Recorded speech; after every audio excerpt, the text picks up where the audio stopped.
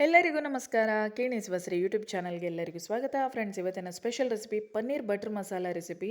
ಫಂಕ್ಷನ್ಸಲ್ಲಿ ರುಮಾಲಿ ರೋಟಿ ಇಲ್ಲ ಪೂರಿ, ಚಪಾತಿ, ಗೀ ರೈಸ್ ಅಂತೆಲ್ಲ ಹೇಳಿ ಅದಕ್ಕೆ ಸೈಡಲ್ಲಿ ಒಂಚೂರು ಪನ್ನೀರ್ ಬಟರ್ ಮಸಾಲ ಬಡಿಸಿದ್ರೆ ಟೇಸ್ಟ್ ಅಂತೂ ಸ್ವರ್ಗ ಅಂತ ಹೇಳ್ಬೋದು. ಹಾಗೆ ಇವತ್ತು ತುಂಬ ಮಂದಿ ನನ್ನ ಹತ್ರ ರಿಕ್ವೆಸ್ಟ್ ಮಾಡಿದರೆ, ಮೇಡಮ್ ಒಂಚೂರು ಪನ್ನೀರ್ ಬಟರ್ ಮಸಾಲ ಈ ಫಂಕ್ಷನ್ಸಲ್ಲಿ ಮಾಡುವಂಥ ಪನ್ನೀರ್ ಗ್ರೇವಿ ರೆಸಿಪಿಯನ್ನು ಶೇರ್ ಮಾಡಿ ಅಂತ. ಹಾಗೆ ನಾನಿವತ್ತು ಮನೆಯಲ್ಲಿ ಹೇಗೂ ನೀರು ದೋಸೆ ಮಾಡಿದ್ದೆ, ಅದಕ್ಕೂ ತುಂಬ ಸಖತ್ತಾಗಿರ್ತದೆ. ಅದಕ್ಕೆ ನಿಮ್ಮ ಜೊತೆ ಸುಲಭದಲ್ಲಿ ಪನ್ನೀರ್ ಬಟರ್ ಮಸಾಲ ಈ ರೀತಿಯೂ ಮಾಡ್ಬೋದು ಅಂತೇಳಿ ತೋರಿಸ್ಕೊಡ್ತಾ ಇದ್ದೇನೆ. ಬನ್ನಿ ಹಾಗಾದರೆ ಇವತ್ತಿನ ವಿಡಿಯೋವನ್ನು ಶುರು ಮಾಡೋಣ. ಇದಕ್ಕಿಂತ ಮೊದಲು ಕೀಣಿಸುವ ಫಸ್ಟ್ ಟೈಮ್ ನೋಡೋದಾದರೆ ದಯವಿಟ್ಟು ಚಾನಲನ್ನು ಸಬ್ಸ್ಕ್ರೈಬ್ ಮಾಡಿ, ಬೆಲ್ಲೈಕನನ್ನು ಪ್ರೆಸ್ ಮಾಡಿದರೆ ನೋಟಿಫಿಕೇಷನ್ ಬರ್ತಾ ಇರುತ್ತೆ. ಫ್ರೆಂಡ್ಸ್, ಪನ್ನೀರ್ ಬಟರ್ ಮಸಾಲ ಮಾಡಲಿಕ್ಕೆ ನಾನಿಲ್ಲಿ ಒಂದು ಈರುಳ್ಳಿಯನ್ನು ತಗೊಂಡಿದ್ದೇನೆ. ಇದನ್ನು ನಾನು ಬ್ಲೆಂಡರಲ್ಲಿ ಹಾಕಿ ಈರುಳ್ಳಿ ಪೇಸ್ಟ್ ಮಾಡ್ಕೊಳ್ತೇನೆ. ಅದೇ ರೀತಿ ಜಿಂಜರ್ ಗಾರ್ಲಿಕ್ ಪೇಸ್ಟ್ ಕೂಡ ಬೇಕು. ಒಂದು 5-6 ಎಸಳು ಬೆಳ್ಳುಳ್ಳಿ ಕೂಡ ತಗೊಂಡಿದ್ದೇನೆ. 2 ಟೊಮ್ಯಾಟೊ ಪ್ಯೂರಿ ಮಾಡಬೇಕು ಟೊಮ್ಯಾಟೊದು. ಹಾಗೆ ಕೊರಿಯಂಡರ್ ಲೀವ್ಸ್ ಬೇಕು. ಮತ್ತು ಸ್ವಲ್ಪ ಮಿಕ್ಸಿ ಜಾರಲ್ಲಿ ನಾವು ವೈಟ್ ಆಗಿರೋ ಒಂದು ಮಸಾಲೆ ಮಾಡ್ಕೊಳ್ಬೇಕು. ಅದಕ್ಕೆ 1 ಹಿಡಿಯಷ್ಟು ಕಾಯಿ ತುರಿ, ಒಂದು 10-12 ಬಾದಾಮಿ, ಸ್ವಲ್ಪ ಗೇರು ಬೀಜ ಬೇಕು. ಬಾದಾಮಿಯನ್ನು ಮುಂಚಿನ ದಿನ ನೆನೆಸಿ ನೀವು ಸಿಪ್ಪೆ ತೆಗೆದು ವೈಟ್ ಅದನ್ನು ಕೂಡ ಯೂಸ್ ಮಾಡ್ಕೊಳ್ಬೋದು. ನಾನು ಸಿಪ್ಪೆ ಸಮೇತ ಇಲ್ಲಿ ಹಾಕ್ತಾ ಇದ್ದೇನೆ. ಅದೇ ರೀತಿ ಫ್ರೆಶ್ ಹಾಲಿನ ಕೆನೆ, ಮನೆಯಲ್ಲೇ ಹಾಲು ಕಾಯಿಸಿರ್ತೇವೆ ಅದರದ್ದೇ ಕೆನೆ ಯೂಸ್ ಮಾಡ್ಕೊಳ್ಳಿ. ಅಂಗಡಿಯಿಂದ ಪುನಃ ಫ್ರೆಶ್ ಕ್ರೀಮ್ ಎಲ್ಲ ತರಬೇಕಂತೇನಿಲ್ಲ. ಮೊದಲಿಗೆ ಈ ಒಂದು ಈರುಳ್ಳಿಯನ್ನು ಸಿಪ್ಪೆ ಎಲ್ಲ ತೆಗೆದು ಕಟ್ ಮಾಡಿ ಬ್ಲೆಂಡರಲ್ಲಿ ಸ್ವಲ್ಪ ನೀರು ಹಾಕಿಬಿಟ್ಟು ಪೇಸ್ಟ್ ಮಾಡ್ಕೊಂಡು ತರ್ತಾನೆ. ಹಾಗೆ ಈ ಕಡೆಯಿಂದ ಬಾಣಲೆಯಲ್ಲಿ 1-2 ಸ್ಪೂನಷ್ಟು ಮನೆಯಲ್ಲೇ ಮಾಡಿರುವಂಥ ಬೆಣ್ಣೆ ಹಾಕ್ತಾ ಇದ್ದೇನೆ.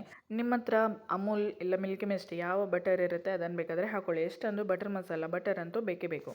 ಬೆಣ್ಣೆ ಒಂದು ಸ್ವಲ್ಪ ಮೆಲ್ಟ್ ಆಗಲಿ. ಫ್ರೆಂಡ್ಸ್, ಪನ್ನೀರ್ ಬಟರ್ ಮಸಾಲ ಅಂದರೆ 2 ರೀತಿಯಲ್ಲಿ ಮಾಡಲಿಕ್ಕೆ ಆಗ್ತದೆ. ನಾನು ಇವತ್ತು ಈಸಿಯೆಸ್ಟ್ ವೇಯಲ್ಲಿ ನಿಮಗೆ ತೋರಿಸ್ಕೊಡ್ತಾ ಇರುವಂಥದ್ದು. ಇನ್ನೊಂದಂದರೆ ಎಲ್ಲವನ್ನು ಫ್ರೈ ಮಾಡುವಂಥದ್ದು. ಈರುಳ್ಳಿ, ಟೊಮ್ಯಾಟೊ, ಸ್ಪೈಸಸ್ ಎಲ್ಲವನ್ನು ಬಟರಲ್ಲಿ ಫ್ರೈ ಮಾಡಿ, ಗೇರು ಬೀಜ ಅದು ಕೂಡ ಎಲ್ಲ ಫ್ರೈ ಮಾಡಿ ಹಾಕ್ತಾರೆ, ಇಲ್ಲ ಗೇರು ಬೀಜ ಕೊನೆಯಲ್ಲೇ ಆ್ಯಡ್ ಮಾಡಿಯೂ ಹಾಕ್ತಾರೆ. ಆ ರೀತಿ ಕೂಡ ಮಾಡ್ಬೋದು. ಇವಾಗ 2 ಪಲಾವ್ ಎಲೆಯನ್ನು ಹಾಕಿ ಇದರಲ್ಲಿ ಚೆಂದ ಮಾಡಿ ಫ್ರೈ ಮಾಡ್ಕೊಳ್ತಾ ಇದ್ದೇನೆ.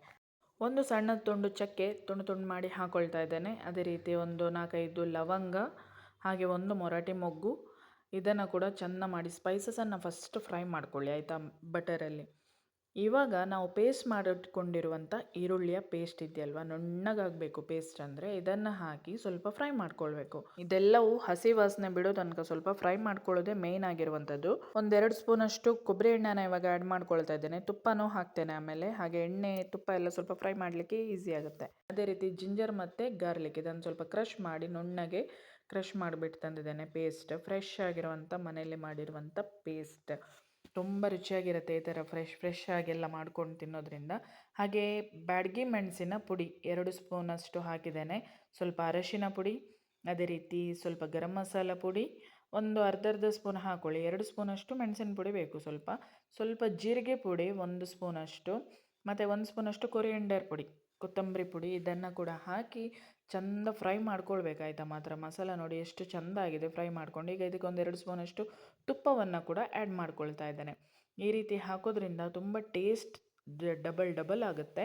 ಹಾಗೆ ಇಲ್ಲಿ ಅರ್ಧ ಗ್ಲಾಸಷ್ಟು ಸಣ್ಣ ಗ್ಲಾಸಲ್ಲಿ ಮೊಸರು ತೊಗೊಂಡಿದ್ದು, ಬಟ್ 1/4 ಗ್ಲಾಸ್ ಅಷ್ಟೇ ಹಾಕಿದ್ದೇನೆ. ಯಾಕಂದರೆ ಟೊಮ್ಯಾಟೊ ಪ್ಯೂರಿ ಕೂಡ ಹುಳಿ ಟೇಸ್ಟ್ ಕೊಡುತ್ತೆ. ಮೊಸರು ಕೂಡ ತುಂಬ ಹಾಕಿದರೆ ಹುಳಿ ಆಗಬಾರ್ದಲ್ವ. 1/4 ಗ್ಲಾಸ್ ಅಷ್ಟೇ ಮೊಸರನ್ನು ಹಾಕ್ಕೊಂಡಿದ್ದೇನೆ ನಾನು ಅಷ್ಟೇ. ಇದನ್ನು ಹಾಗೆ ಸ್ಟಿರ್ ಮಾಡ್ಕೊಳ್ತಾ ಇರಿ. ಇವಾಗ 2 ಟೊಮ್ಯಾಟೊ ಚೆಂದ ಮಾಡಿ ಬ್ಲೆಂಡರಲ್ಲಿ ಹಾಕಿ ಪ್ಯೂರಿ ರೆಡಿ ಮಾಡಿದ್ದೆ. ಇದನ್ನು ಸ್ಟ್ರೈನ್ ಮಾಡಿಬಿಟ್ಟು ಬೇಕಂದ್ರೂ ಹಾಕ್ಬೋದು, ಬೀಜ ಎಲ್ಲ ಇರುತ್ತಲ್ವ ಅದು. ಇಲ್ಲ ಡೈರೆಕ್ಟಾಗಿ ಬೇಕಾದರೂ ಹಾಕ್ಬೋದು. ನಾನಿಲ್ಲಿ ಡೈರೆಕ್ಟಾಗಿ ಹಾಕಿದ್ದೇನೆ. ಇದೆಲ್ಲ ಹಸಿ ವಾಸನೆ ಮಾತ್ರ ಹೋಗೋದು, ತುಂಬ ಇಂಪಾರ್ಟೆಂಟ್. ಹಾಗೆ ರುಚಿಗೆ ತಕ್ಕ ಇವಾಗಲೇ ಉಪ್ಪನ್ನು ಹಾಕಿದ್ದೇನೆ. ಹಾಗೆ ಇವಾಗ ಬ್ಲೆಂಡರಲ್ಲಿ ಗೇರು ಬೀಜ, ಕಾಯಿ ತುರಿ, ಬಾದಾಮಿ ಇದಿಷ್ಟನ್ನು ಹಾಕಿ ನುಣ್ಣಗಿನ ಒಂದು ಪೇಸ್ಟ್, ಕ್ರೀಮಿ ಟೆಕ್ಸ್ಚರ್ ಇದೆ ಆಯಿತಾ. ಇದು ಪೇಸ್ಟ್ ಮಾತ್ರ ಸಖತ್ತಾಗಿದೆ. ಇದನ್ನು ಹಾಕಿ ವೈಟ್ ಮಸಾಲ, ವೈಟ್ ಪೇಸ್ಟ್ ಅಂತ ಹೇಳ್ಬೋದು, ಇದನ್ನು ರೆಡಿ ಮಾಡಿದ್ದಾನೆ. ಇದನ್ನು ಹಾಕಿ ಚೆಂದ ಮಾಡಿ ಹಾಗೆಯೇ ಸ್ಟಿರ್ ಮಾಡ್ಕೊಳ್ಬೇಕು. ಇದು ಒಳ್ಳೆ ಎಲ್ಲವೂ ಕೂಡ ಹಸಿ ವಾಸನೆ ಹೋಗಿ ಒಳ್ಳೆ ಕುದಿ ಬಂದರೆ ತುಂಬ ಚೆನ್ನಾಗಿರ್ತದೆ ಇದು. ತುಂಬ ಜನ ರಿಕ್ವೆಸ್ಟ್ ಮಾಡಿದ್ರಿ. ಹಾಗೆ ಎಷ್ಟೋ ದಿನದಿಂದ ಈ ರೆಸಿಪಿಯನ್ನು ಶೇರ್ ಮಾಡಬೇಕಂತ ಅಂದ್ಕೊಳ್ತಿದ್ದೆ. ಇವತ್ತು ಟೈಮ್ ಬಂತು. ಹಾಗೆ ಮಿಕ್ಸರ್ ಜಾರ್ ತೊಳೆದ ನೀರನ್ನು ಹಾಕಿದ್ದೇನೆ. ಸ್ವಲ್ಪ ಕೊರಿಯಂಡರ್ ಲೀವ್ಸ್ ಇದನ್ನು ಕೂಡ ಹಾಕಿ ಸ್ವಲ್ಪ ಮಿಕ್ಸ್ ಮಾಡ್ಕೊಳ್ಳಿ. ಇದೊಂದು ಒಳ್ಳೆ ಕುದಿ ಬರಲಿ. ಇವಾಗ ನಾವು ಇದಕ್ಕೆ ನೆಕ್ಸ್ಟ್ ಲಾಸ್ಟಲ್ಲಿ ಕಸೂರಿ ಮೇಥಿಯನ್ನು ಹಾಕ್ತಾ ಇದ್ದೇನೆ, ಕ್ರಷ್ ಮಾಡಿಬಿಟ್ಟು. ಇದನ್ನು ಹಾಕಿದರೂ ತುಂಬ ಚೆನ್ನಾಗಿರ್ತದೆ. ನಾನು ಅದೇ ರೀತಿ ಫ್ರೆಶ್ ಕೆನೆ, ಹಾಲನ್ನು ಬಿಸಿ ಮಾಡಿಟ್ಟಿದ್ದೆ, ಅದರದ್ದೇ ಫ್ರೆಶ್ ಕೆನೆ ಇತ್ತು. ಇದನ್ನೇ ಹಾಕ್ತಾ ಇದ್ದೇನೆ. ಅಂಗಡಿಯಿಂದ ಏನು ಹಾಲಿನ ಕೆನೆ ಎಲ್ಲ ಫ್ರೆಶ್ ಕ್ರೀಮ್ ಸಿಗುತ್ತಲ್ವ, ಅದನ್ನೆಲ್ಲ ತಂದಿಡಬೇಕಂತೇನಿಲ್ಲ. ಇಷ್ಟೇ ಸಾಕಾಗುತ್ತೆ. ಮನೆಯಲ್ಲಿ ನಾನು ಯಾವಾಗಲೂ ಹೇಳ್ತೇನೆ, ರೆಸ್ಟೋರೆಂಟ್ ಟೈಪಲ್ಲಿ ನಿಮ್ಗೆ ಏನಾದರೂ ಅಡುಗೆ ಮಾಡಲಿಕ್ಕಿದ್ರೆ ಧನಿಯಾ ಪುಡಿ, ಜೀರಿಗೆ ಪುಡಿ, ಗರಂ ಮಸಾಲ, ಅದೇ ರೀತಿ ಕಸೂರಿ ಮೇಥಿ ಒಂದು ತಂದಿಡಿ ಅಂತ. ಹಾಗೆ ಇಲ್ಲಿ ಮಿಲ್ಕಿ ಮಿಸ್ಟ್ ಅವ್ರದ್ದೇ ಪನ್ನೀರನ್ನು ಸಾಫ್ಟ್ ಆಗಿರುತ್ತೆ, ತುಂಬ ಚೆನ್ನಾಗಿರುತ್ತೆ. ಮಲೈ ಕ್ಯೂಬ್ ಪನ್ನೀರ್ ಅಂತ ಅದೇ ಹಾಕ್ತಾ ಇದ್ದಾನೆ ಇಲ್ಲಿ. ಇವಾಗ ಪನ್ನೀರನ್ನು ಹಾಕೋ ಸಮಯ ಇದು ಕಂಪ್ಲೀಟಾಗಿ ಎಲ್ಲೋ ಒಳ್ಳೆ ಕುದಿ ಬಂದ ಮೇಲೆ ಕೊನೆಯಲ್ಲಿ ಪನ್ನೀರ್ ಹಾಕ್ಕೊಳ್ಳಿ. ಕೆಲವರು ಇದನ್ನು ರೋಸ್ಟ್ ಮಾಡಿಬಿಟ್ಟು ಎಲ್ಲ ಸ್ವಲ್ಪ ಫ್ರೈ ಮಾಡಿಬಿಟ್ಟೆಲ್ಲ ಹಾಕ್ತಾರೆ. ಬಟ್ ಎಷ್ಟೇ ಹೇಳಿ ತಣ್ಣಗಾದ್ಮೇಲೆ ಪನ್ನೀರ್ ಹಾರ್ಡ್ ಆಗೋಗುತ್ತೆ, ತುಂಬಾ ಗಟ್ಟಿಯಾಗಿಬಿಡುತ್ತೆ. ಅದಕ್ಕೆ ಹೀಗೆ ಡೈರೆಕ್ಟಾಗಿ ಸ್ವಲ್ಪ ಒಂದು ನೀರಲ್ಲಿ ಬೇಕಾದರೂ ತೊಳೆದು ಆಮೇಲೆ ಹಾಕ್ಕೊಳ್ಳಿ. ತುಂಬ ಚೆನ್ನಾಗಿರ್ತದೆ ಈ ರೀತಿ ಪನ್ನೀರ್ ಹಾಕಿರೋದ್ರಿಂದ.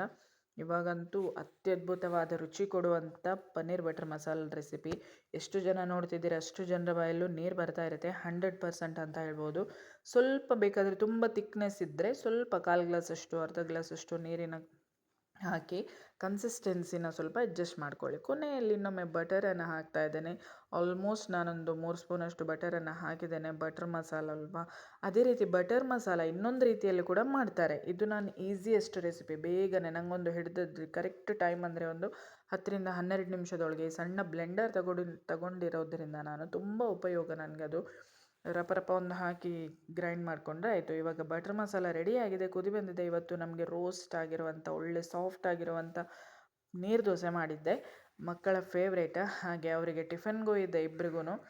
ಬೆಳಿಗ್ಗೆನೂ ಅಷ್ಟೇ, ಸ್ಕೂಲಿಗೆ ಲಂಚ್ ಬಾಕ್ಸ್ಗೂ ಇದೆ ಇವತ್ತು ನಮಗೆ ಪನ್ನೀರ್ ಬಟರ್ ಮಸಾಲ ಜೊತೆ ನೀರು ದೋಸೆ. ಹಾಗೆ ನನ್ನ ಡಯಟ್ ಫುಡ್ ಆಗಿರುವಂಥ ರಾಗಿ ಬೆಳಗ್ಗೆ ನಾನು ತಗೊಳ್ತಾ ಇದ್ದೇನೆ. ಅಕ್ಕಿದು ಏನೂ ಇವಾಗ ತಿಂತಾ ಇಲ್ಲ. ಒಂದು 50 ಡೇಸ್ ಚಾಲೆಂಜ್ ಮಾಡಿದ್ದೇನೆ ಒಬ್ಬರ ಹತ್ರ. ಅದಕ್ಕೆ ಇವಾಗ ನನ್ನ ಡಯಟ್ ಫುಡ್ಗಳಾದ ರಾಗಿ ದೋಸೆ, ರಾಗಿ ಮುದ್ದೆ, ಅದೇ ರೀತಿ ಸಂಜೆ ಆದರೆ ವೆಜ್ ಬೌಲ್ ಅಂದರೆ ಮಶ್ರೂಮ್, ಬ್ರೊಕ್ಕೋಲಿ ಇದನ್ನೆಲ್ಲ ಹಾಕಿಬಿಟ್ಟು ಬಟಾಣಿ ಎಲ್ಲ ಹಾಕಿಬಿಟ್ಟು ಬೇಯಿಸಿಬಿಟ್ಟು ತಿಂತೇನೆ. ಮಧ್ಯಾಹ್ನ ಮಾತ್ರ ಕುಚ್ಚಲಕ್ಕಿ ಅನ್ನ ತಗೊಂಡು ಊಟ ಮಾಡ್ತೇನೆ, ಆಯಿತಾ.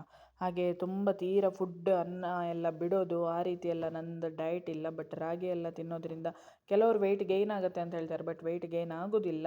ಇದು ತಿಂದರೆ ಒಂದು ದೋಸೆ ತಿಂದರೆ ಹೊಟ್ಟೆ ಫುಲ್ ಆಗುತ್ತೆ.